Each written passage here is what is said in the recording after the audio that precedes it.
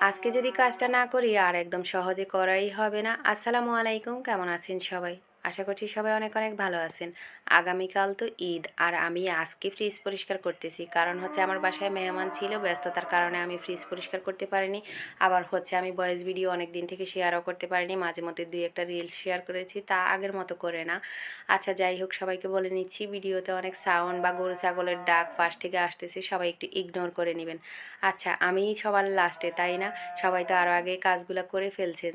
আমি যেহেতু মেহমান ছিল করতে পারিনি, তো আজকে মেহমান চলে গেছে, তো আজকে তো করতেই হবে। এই যে ফ্রিজটা বন্ধ করে রাখছি আর আমি একদম সহজেই কাজটা করতে পারতেছি। হচ্ছে কি, ফ্রিজ পরিষ্কার করে আবার নতুন করে রাখতে গেলে এরকম একটা বাজারের ব্যাগ বা একটা রেক্সিন যদি এভাবে দেওয়া হয়, তাহলে ফ্রিজ পরিষ্কার করার সময় ৫-৭ মিনিট বন্ধ রাখলেই কিন্তু খুব সহজেই ফ্রিজটা পরিষ্কার হয়ে করা যায় আর কি। এভাবে টান দিলে বরফগুলো উঠে উঠে চলে আসে।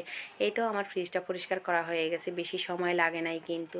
তো আজকের ভিডিওটি এই পর্যন্ত। সবাই ভালো থাকবেন। আল্লাহ হাফেজ। আসসালামু আলাইকুম।